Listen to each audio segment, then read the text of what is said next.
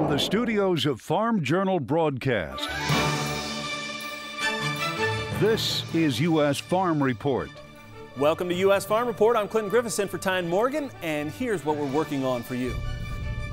A stock starting point. USDA releases its latest numbers, drought versus dryness, with Mike Hoffman. Storm systems not exactly moving quickly across the country this week. We'll show you the forecast coming up in weather. In John's world, making do. That works. And seeing green. This tractor is not a deer. U.S. Farm Report is brought to you by Chevy Silverado. High-strength steel for high-strength dependability.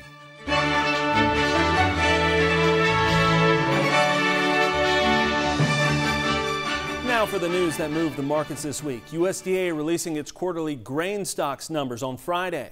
Old crop corn stocks coming in at nearly 2.3 billion bushels. That's 32% higher compared to last September. On the total, 787 million bushels stored on farm, 25% higher than a year ago. Now on the soybean side, soybean stocks in at 301 million bushels, up more than 50% compared to 2017. And on farm stocks, they were in at 88 million bushels, a whopping 112% higher than a year ago. We'll talk details and wheat coming up in roundtables. Harvest is picking up steam in the northern states. The latest crop progress report putting corn harvest at 11% overall, 6 points behind the 5-year average. Soybean harvest sits at 10%. That's 2 points behind average. Now breaking it down, all 5 states in the Corn Belt are behind. Most are single digits, but Illinois corn harvest sits at 13 points behind. Of the 18 states that NASS surveys for corn, only Texas is actually ahead of the 5-year average. Now, as far as maturities go, Illinois, Minnesota, and Wisconsin are all at least 20 points behind. Looking at winter wheat, 24% of that crop is planted. It's just 14% in Kansas. Cattle market seeing turbulence this week following a bearish cattle on feed report from USDA. USDA counting 10.5 million head in August. That's up 4% year over year. However, placements were the largest for an August since 2012. And that caught analysts by surprise. They were up 3%, even higher in the heavier weights. Analysts say that will weigh heavily on markets in the first quarter of next year. Marketings in August were up 6% to just under 2 million head. On Thursday, the latest hogs and pigs numbers came out from USDA as well. Hog inventories climbing 2% from a year ago and up 3% over June at 73.5 million head. Breeding inventories, they were up slightly from last quarter, and the market hog numbers were in at 67.5 million head. That's up 3% year over year. The pig crop also climbing 2 percentage points. So right now, kind of steady as you go. We're increasing pork production 2 to 3%. That looks like that's going to continue as we proceed on through 2018. So we're still going to see margins probably tighten up some for late 2017 and 2018, but those feed prices, if we see them a bit lower, are going to be somewhat helpful to margins. The Federal Reserve keeping a close eye on the general economy. Fed Chair Janet Yellen saying the plan is to continue gradual rate hikes despite broad uncertainty about the path of inflation. Meanwhile, revised second quarter numbers from the Commerce Department indicating the gross domestic product of the U.S. increased 3.1% from April to June. That's the fastest growth rate in more than 2 years. Third quarter, however, it's expected to take a hit due to the challenges associated with recent hurricanes. Agriculture's national forecast is brought to you by Elevo seed treatment from Bayer. Those are the headlines. Meteorologist Mike Hoffman joining us now with weather. Mike, the drought monitor gives a look at that long-term moisture, but some of those drought areas have seen rain recently.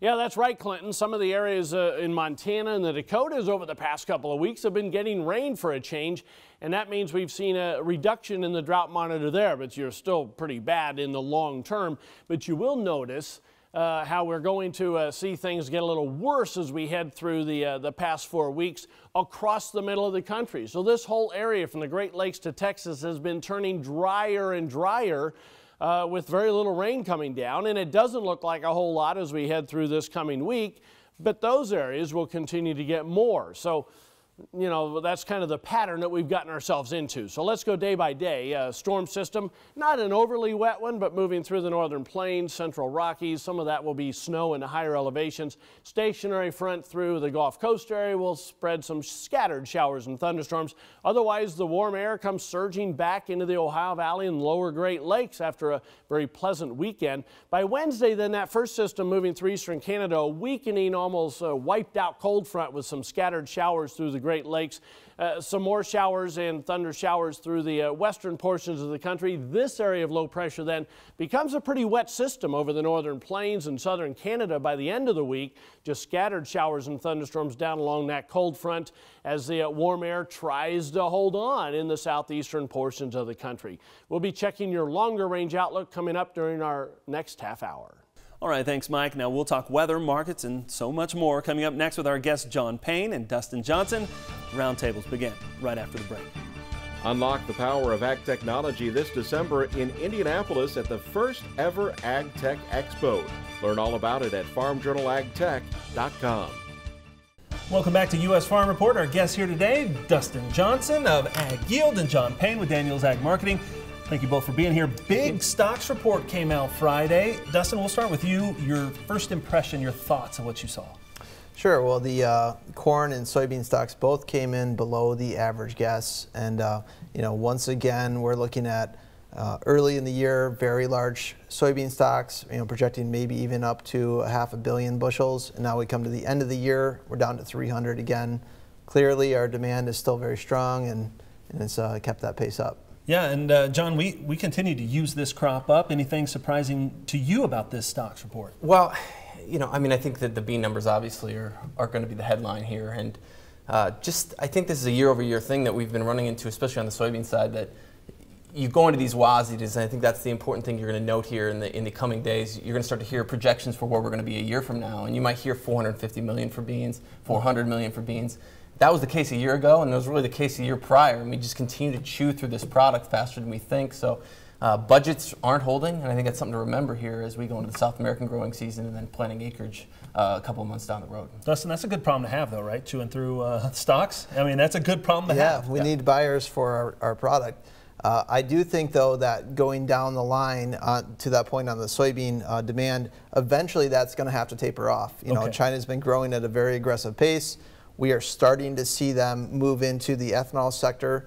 That the DDGs alone from that could start to displace some of that soy meal demand. So maybe it slows that a little bit. And you also have this call to action from the rest of the world to grow the beans as well. So we are going to have some competition to come in with this. Yeah, and we were talking earlier, John, that you said that, you know, maybe there's some numbers here in wheat that you found pretty interesting, given some of the growing conditions that we saw, especially in the upper Midwest. Right, and I think the headline takeaway that we'll have today will be the carryout numbers for the spring wheat crop. You know, I think I was here 3-4 months ago in the height of the drought, and a lot of folks thinking maybe we'd see a sub 300 million bushel crop. It came out to be about 420.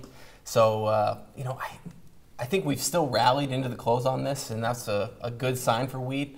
But again, I think, you know, these weather rallies that you get provided as the funds come in and start to buy the scary scenarios that come out of any weather rally. They've been selling opportunities for farmers, and I think if you're moving over to the corn, maybe the soybean side, it can be a little bit scary to do this, but I think you get a weather rally off South American production in corn, I think that's your opportunity. And anything, you know, Australian driven or, you know, winter wheat driven, I think given the stocks that we have right now, you have to take advantage of that. That'll be where the price action comes. Yeah, you agree? Yeah, I think the carry is very wide, and there are some premiums that are currently being offered in corn out forward that are acceptable for those guys that do have the on-farm storage. And, you know, I think today's prices should be considered even. Yeah, talk about on-farm storage for me, Dustin, a little bit, because the amount of crops still on-farm is big. I mean, soybeans, right, 112% up from a year ago. You look at corn, it's up from a year ago. What do you make of that? And do we have room to put a new crop in there? Yeah. Well, I think well, the price has been a big part of that. You know, a lot of guys never got the price that they really wanted to receive out of the crop. We saw commercial storage and DP as a very popular thing as well. So it does go back to that perception of price. We didn't get the rallies that we saw the previous 2 summers. And for a lot of producers, it just was not the levels they wanted to sell. And I think that's a big product of that, on top of the fact that we had more corn you know, just coming into this period as well. John, you're watching that curve, and you think maybe that curve's going to shift again next year, right? Well, it's an interesting story, and Dustin mentioned it earlier on the on-farm storage. If you have storage on-farm, you have to start thinking yourself a little more as a commercial player in this game, somebody who's going to be able to use that space for a profit. And if you look at the curve right now, you have December trading, call it 355. You're looking at May somewhere around the 370 level, and then out to July, you know, just north of 380. When the rallies come and you have this stuff in the bin, don't think you have to sell that front month. Use the opportunity and the carry that's there to lock in. You might get $4 corn off that July contract, but it might come on a rally earlier in the year. All right. Well, we have a whole lot more to talk about. You guys stick around. Everybody else stick around. We'll be back with more U.S. Farm Report in just a minute. U.S. Farm Report is brought to you by Corvus pre-emergence corn herbicide from Bayer, the only herbicide to offer 3 levels of defense against weeds, burn down, residual, and activation with rain. U.S. Farm Report is brought to you by QLF. For 40 years, QLF has been proud to support American farmers that feed the world. Welcome back to U.S. Farm Report. Dustin Johnson, John Payne, our guest here at the Agribusiness Desk today. Let's talk about harvest, because all of the reports that we're seeing, I think, on social media and different places seem to say that harvest is going all right. Doesn't look too bad. What do you think, Dustin? Yeah, you know, we've had a lot of anecdotal yield reports that'll come through and, you know, come through the emails and stuff like that.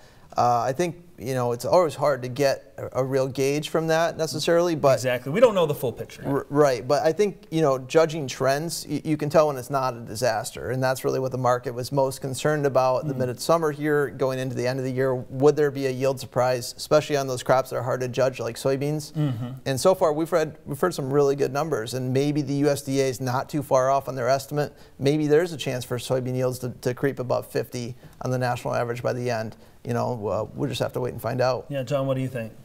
I think they're there. I mean, I think the lack of squawk that we see online, combined with the early reports, as he mentioned, in beans, really, corn harvest has slowed a little bit. You know, folks seem to be leaving the corn in the field, but with the bean early numbers, you know, north central Illinois, I've heard 100 bushels an acre, you know, 80 across a lot of the state, and these were areas that were dry midsummer. But I just think the lack of heat units in August, combined with you know, pretty good early moisture, was, you know, a big crop I think is going to be there. So as we go into this report in a couple of weeks, you know, I think there could be some anticipation that the USDA is going to raise yields again. But I think you got to focus back on the demand story on these breaks, and I think that's where the value is going to come in on the buy side. Yeah, we talk about those October reports that come out here in about 10 days or so. Are you watching anything specifically from that? Well, it's so hard to get a gauge. Again, the USDA is really the boots on the ground and who we're going to rely on for the actual yield in the end. Right. But, you know, we start to get a judge, you know, from that September report that, again, you know, we're getting back closer to those trend line yields. The market really needed to see a reduction on those to get outside of these big carryout situations that we're in, not just in the U.S., in the world. And since we're not seeing that, you know, any extra bushels goes right onto the carryout. And that could be, you know, again, a product of the environment we're in, and maybe a reason to, you know, set your sights a little bit lower on that price and just focus on selling the extra bushels that you have to get that profitability, rather than looking for that extra price that may not come down the road. Yeah, John, we were talking about that October report. One thing you'll be watching is cotton. We could actually get some real numbers from cotton, we think, after these hurricanes. Yeah, the cotton is going to be, I think, the main story for us. The September report showed fantastic production, specifically out of North Texas and then Georgia. Now, Georgia was hit by Irma, and we'll get an update on the results of that. We saw big crop progress numbers drop in the last 2 weeks, and then also how much the damage Harvey did to crop that was already harvested. A lot of it sitting in modules in Southeast Texas.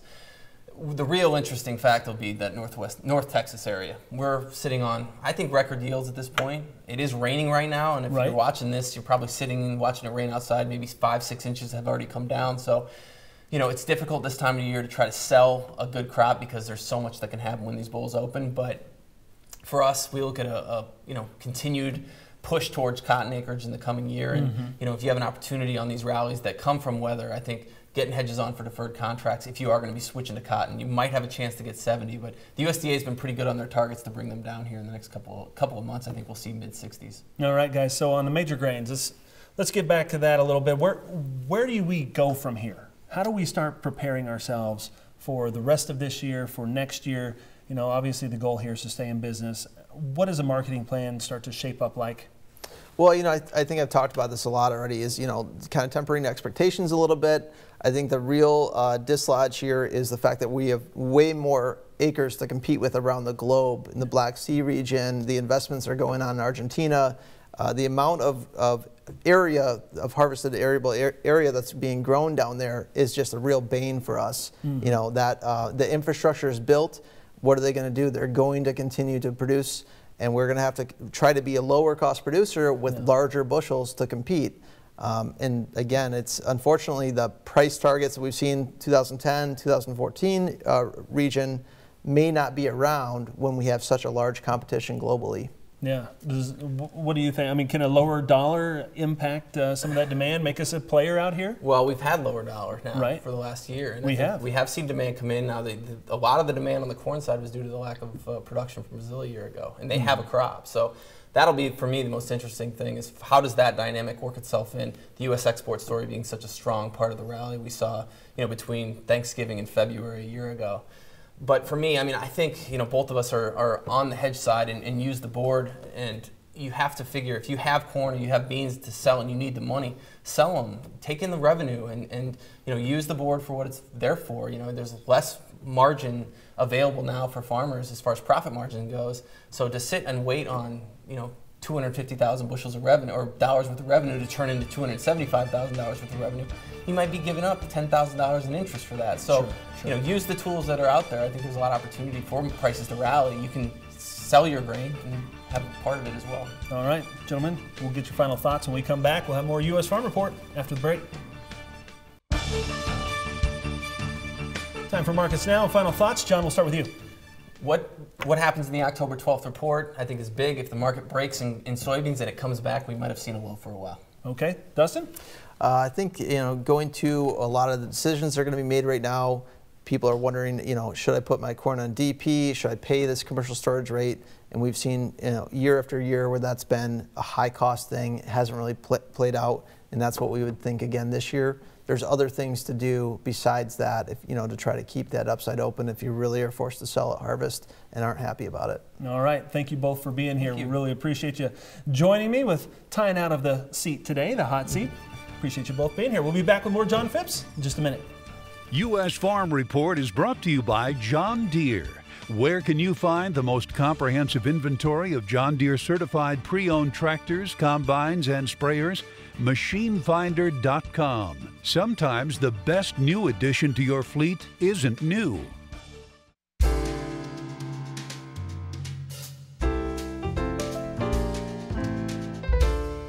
In times of tough markets and falling farm incomes, John Phipps has found himself doing more belt tightening and replacing more belts. Here's more from John's World. For those of you who lived with someone who lived through the Great Depression, this little ditty may sound familiar. Use it up, wear it out. Make do or do without. Long after I've forgotten my anniversary date, I will probably remember that tiresome advice from my father. Come to think of it, I may be there already. Anyway, Aaron and I have quietly been embracing this hard times rule of thumb. Our investment in machinery has slowed to a trickle, although we are spending considerable amounts on repairs and upgrades. Both of us have the financial scars from trading for tax reasons like Section 179 depreciation and for comfort or new gadgetry. Those are now luxuries that $3 corn won't support. Ironically, for machinery manufacturers, the quality and durability of farm equipment will let us stretch out the usable lifetime to surprising extremes. Tender care and feeding will keep these horses working for a long time, we have found.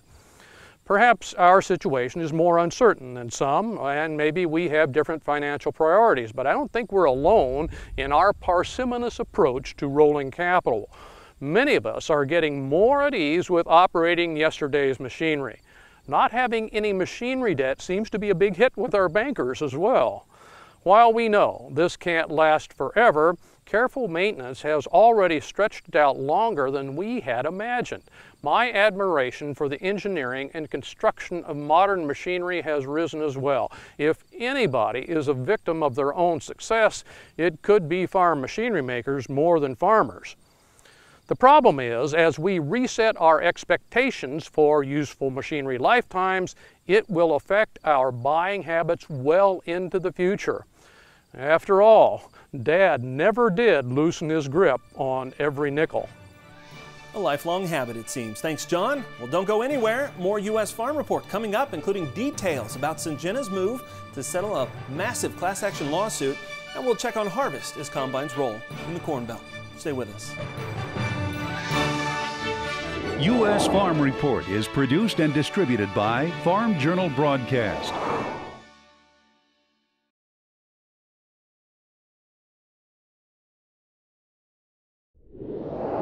From the studios of Farm Journal Broadcast, this is U.S. Farm Report. Welcome back to U.S. Farm Report. I'm Clinton Griffiths in for Tyne Morgan. Here's what's coming up in this half hour. Tax reform. Will Washington work for agriculture? Harvest rolls north. I'm Betsy Gibbon. How does the crop look in 2 of the 3 I states? Hear from farmers ahead on the show. A NAFTA finale on customer support with John Phipps, and Tractor Tales goes green.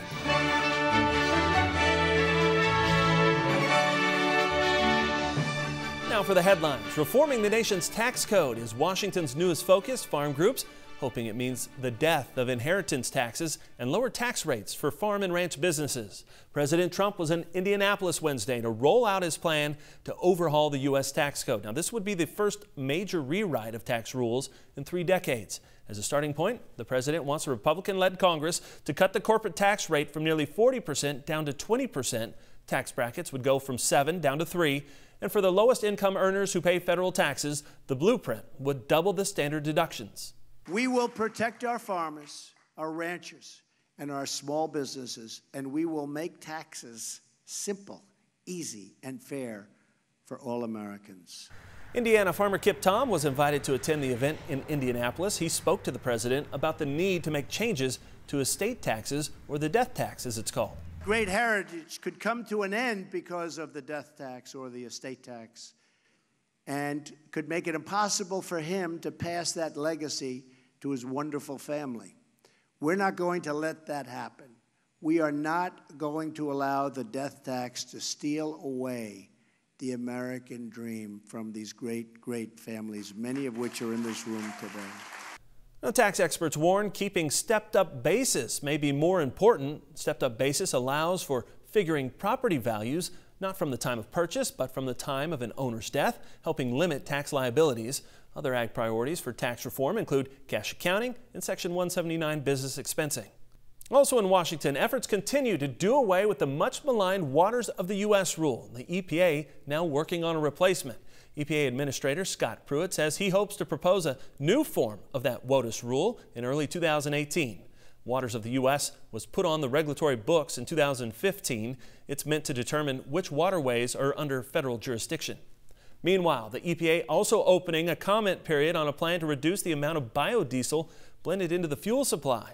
Well, that's counter to what Congress passed in the Renewable Fuel Standard. The RFS requires the industry to use increasing amounts of biofuels. Well, EPA's notice says it's targeting biodiesel and advanced biofuels because of an expired tax credit resulting in higher cost to blend the fuel. The cut would be about 3% of current levels. Meanwhile, out in the field, Syngenta agreeing to settle tens of thousands of U.S. lawsuits brought by farmers over the company's genetically engineered seed. The settlement, nearly $1.5 billion. Now, if you remember, Syngenta started selling its Viptera brand corn seed to farmers in this country for the 2011 growing season. But at that time, China had not approved the use of that GE seed. That move, farmers allege, put the Chinese market in jeopardy for all U.S. corn exports to that country, and as a result, corn prices dropped. Now, the Swiss-based company says it will establish a fund to pay claims once the agreement is approved by the courts. Agriculture's National Forecast is brought to you by Kawasaki and the new Mule Pro FXR side-by-side. Ride like a boss with high-end styling and rugged capability. That's it for news. Meteorologist Mike Hoffman joins us now with the National Forecast. Mike, with Harvest picking up speed. Can any areas expect rain soon? Yeah, thanks, Clinton. Some areas obviously will get some rain this week, but it looks like it's mainly going to be out ahead of this trough. So the plain states, western plains especially, have the best chance for getting rain. The farther east you go into the Ohio Valley, not so much. Those areas have been drying out. But let's take a look at the jet stream. You can see this trough tries to come east. No, nothing doing. The ridge kind of holds its own through Wednesday, so the heat comes back from the lower Great Lakes all the way to the Gulf Coast after a very pleasant weekend. And then as we head through next week, the trough does try to make it into the northern Mississippi Valley and the Great Lakes as we head through the end of the week. But it's going to stay warm in the southeast under this pattern, with another trough kind of diving into the northern plains by Sunday. October temperatures above normal east and west, below normal maybe a small part in the central states. November temperatures above normal in the south and east, with below normal in the far northern plains. December, that's a tough call. I'm going near normal most of the growing areas, above normal out west. Precipitation then looks fairly dry in the central and southern plains in the south. Northeast and northwest probably above normal. Clinton? Thanks, Mike. While farmers in the south have been running hard for weeks, to the north, harvest of corn and soybeans are just now starting in earnest. Two of the I-states, Indiana and Illinois, saw their share of challenges this growing season. USDA says about half of corn and soybeans are rated good to excellent as combines run. Now, a wet spring and then dryness, even drought, is raising questions about yields. National reporter Betsy Gibbon reports from two of those three I-states. Clinton, Indiana, and Illinois received too much rain at the beginning of the season. Rain reflective in the fields and also in the government reports. At one time, USDA said Indiana had the worst corn rating in the country. But as the season evolved, so did the crop. Golden fields asking to be harvested as Joel Barrickman rolls through his first set of soybeans. Got it going early this morning here, and it's, the beans are about 11 or 12% moisture, which is pretty ideal. You can't sit still either because you never know what the weather's going to be. And so this is bean weather. Barrickman doesn't have to harvest much in Ancona, Illinois to see a big bean crop is there. Last year, the good ground was averaging low 70s. We didn't quite get as much moisture this year, but surprisingly, we're seeing very similar yields out here to what we had last year. Joe Zumwalt and his crew are at it too. My least fun job is the grain cart, and guess where I am? He's down the road in Warsaw, Illinois, where Zumwalt says is his own lucky spot. Probably lower 90s on this field you're looking at behind me. Again, we're amazed by what we're seeing out here. That's not the case with every field, but overall farm average probably should come in around 80 on soybeans, probably in the 220 to 240 range on corn. Are you pleased with that? Quite, especially given our adverse weather that we had this year. He's referring to a late April storm, which brought a deluge of rain to much of Illinois right in the heat of planting. Those heavy rains in April when people were planting really separated the good soil from the bad. And I think that you're going to see when harvest comes in here that you're going to have a lot of people with really excellent yields, and you're also going to have a significant amount of acres that were really hurt. Barrickman says he planted some of his best ground before the storm, which helped. We did have, I think, a little bit of population loss on the corn that was planted before that, but at the same time I think we're ahead with that corn, because if you had waited, you were going to be 2 or 3 weeks later getting that corn in the ground. I'd say that over my whole farm my average might come in somewhere close to my APH. Indiana received too much moisture earlier in the year too, stretching planting longer than many would have liked. That's the most I've ever replanted, yeah. And it was just low ground area, it wasn't whole fields. This is the second time we've had a replant claim, and it was for 60% of the corn that we planted. And then about 20% of our early planted beans. Signs of different maturities you can see around the state. This got a long ways to go. This is getting closer to the finish line. Proof found in the replanted cornfields near Grable, Indiana, for farmer Jim Smith. It does have potential. We need days like today, and we'll get there. It might be Thanksgiving, but we'll get there. And you take this times 35,000 population, and that's good corn. Even though Brad Meister in Bourbon, Indiana did not replant this field, he's surprised with how the majority of the corn crop looks, considering what it went through. And we had some reduction in the stand counts in corn. So that's going to take off a little bit of the top end yield, but for the most part, it's still going to be a very good crop. Both Hoosiers have not started to harvest, but believe the bean crop is doing surprisingly well, even though it had wet feet this season. We have a potential to beat our APH, I think, and that's just because we've got a few of those showers that our neighbors didn't. Pushing the farm financials toward the black. Beans are going to have to carry the load for us this year. It doesn't look like the corn will. As farmers watch the monitor, they're hoping yields can overcome this season's hardships. Reporting for U.S. Farm Report, I'm Betsy Gibbon. All right, thanks, Betsy. Zumwalt says one field sample came in with an average of 295 bushels to the acre. While just a sample, it's the best field average he's ever seen. Switching gears, next, John Phipps returns with insights from the customer support desk. NAFTA, Part 3, the big finish. A recent trip I took to Mexico ahead of the NAFTA renegotiations was an eye-opening look at the state of the trade agreement. It was fascinating to meet and talk with American agriculture's customers. Well, John Phipps has also been digging into the deal here in recent weeks and shares his thoughts on potential outcomes. In the last 2 weeks, we've looked at some of the issues and problems facing the NAFTA negotiators and the implication for farmers. This week, I'm going to wander out on a limb and examine what I think are the most likely outcomes. First, many of the minute details of specific items of debate could be solved pretty quickly by cutting and pasting from the work already completed for the Trans-Pacific Partnership, the TPP. All three NAFTA partners reached agreement on many issues, including the contentious Canadian dairy program. The odds of taking this shortcut are low, however, because of the Trump administration aversion to any accomplishment from the Obama era. Second, the big issue of content is probably overblown. Unless punitive tariffs are set extremely high, supply chains for autos, for example, will simply pass the cost of new tariffs on to customers, rather than alter where parts are coming from. That's really hard to do. A few percentage points won't add any jobs. Third, the Trump administration's view of trade as zero-sum, that is, I win, you lose, and its focus on quick results will handicap U.S. negotiators, and in my opinion will make abandonment of the process more likely. Fourth, tweets from the White House will confuse the process and reinforce the global belief that any agreement could be repudiated overnight.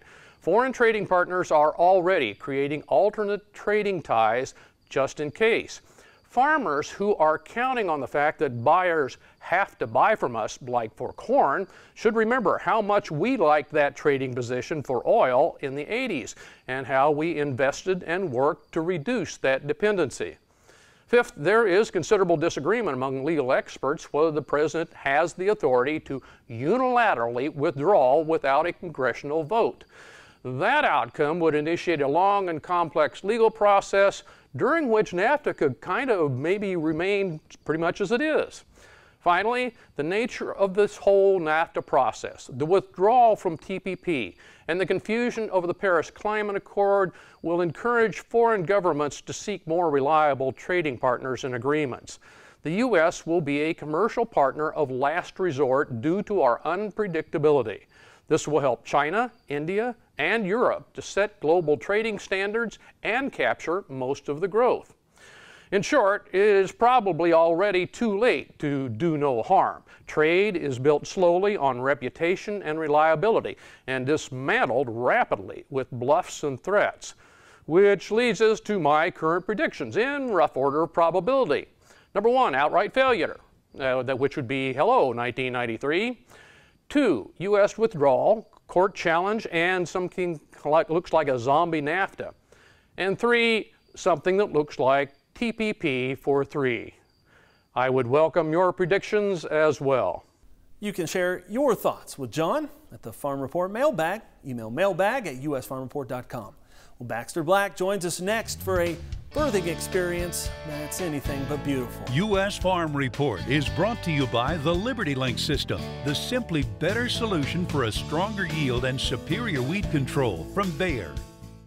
The beauty of birth is common on the farm, but as cowboy poet Baxter Black tells it, sometimes getting there is an ugly ordeal. It was one of those cabin wrecks that just seemed to get worse and worse.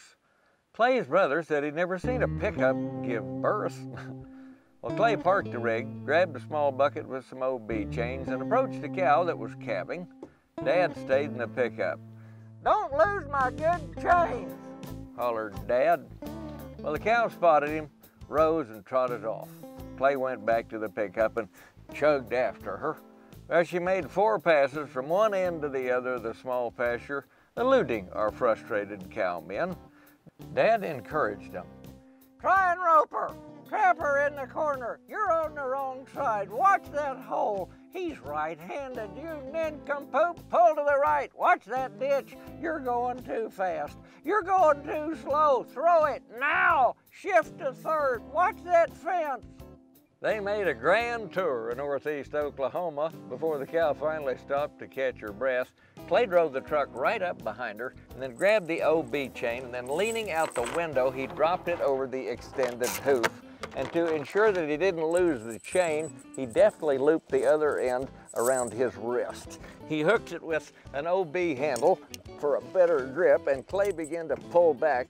Brother tossed a lasso around her head for insurance, and Dad was giving directions. "Pull down, get that down angle."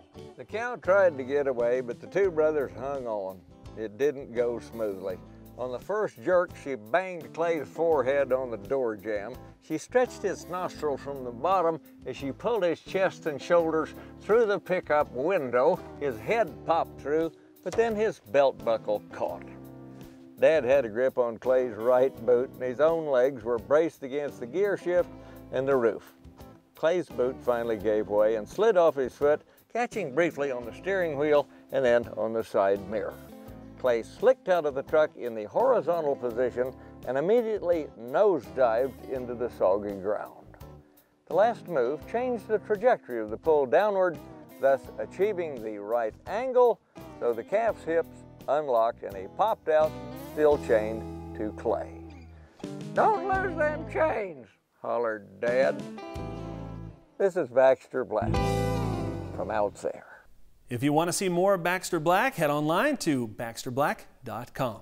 When we come back, Machinery Pete shares a tractor tale about a green Farmall A, and we salute a country church from North Dakota. Stay with us. U.S. Farm Report is brought to you by the Enlist Weed Control System. More weed control, less drift and volatility, maximum yield potential. Tractor Tales is brought to you by John Deere. Where can you find the most comprehensive inventory of John Deere certified pre-owned tractors, combines, and sprayers? MachineFinder.com. Sometimes the best new addition to your fleet isn't new. Welcome back to Tractor Tales, folks. This week we're headed to Minnesota and we're going to learn about a Farmall A, but this baby's got a tinge of green. Jake Trebish enjoyed restoring this 1959 A with his dad Steve and assured us the green you'll see on the tractor has nothing to do with John Deere. This is a 1949 Super A Farmall. It has 12 volt, been converted to 12 volt with an alternator. Has an industrial front end. Wheel weights all around, and it's offset so you can, when you're in the field, you can see where you're going down the row. So, me and my dad worked on it, and it was a winter project for us, kind of. So I helped him out quite a bit on it. It came from Hallmark, California, in a box, shipped out here. We had to put it all together. It took about a year. Then we had to bring it out and get it painted. Just a good project. We don't have an A, so we didn't have the B at the time either. So we didn't really have a small tractor yet. So just a show tractor. We don't usually pull nothing with it or anything. Just drive through the parade, right? And it has a green step on the other side. Probably 8 or 10 at the time, and I didn't like red paint. So I had to have something green on it, not John Deere, just the color. It'll stay here for a while. Today's Country Church Salute goes to the Fullerton Union Church in Fullerton, North Dakota. It's still open for services and currently has about 24 parishioners. The church was built in 1907, and in its heyday, the congregation boasted 90 children at Sunday school. Our thanks to Roger Lubens for sharing the Fullerton Union Church story. As always, we want to learn more about your home church as well. Salutes can be sent to the address on the screen. Please stay with us from the farm photos when we return. Welcome back as we close with our favorite photos and videos from across the country this week. Clinton, we got this video of peanut harvest in southwestern Georgia from Machinery Pete and the team at Sun South, a large dealership in Georgia, Alabama, and Mississippi. Peanut harvesters are rolling. All right, Mike, from one coast to another, pistachios coming off the tree in this video from Jim Morris in Sacramento Valley on Twitter. And this harvester is at Strain Ranches in Arbuckle, California. That state alone counts nearly 250,000 bearing acres. Back in the Midwest, harvest may be going on, but life doesn't stop. I love this photo from Angie Cradeville. She shared it on Facebook.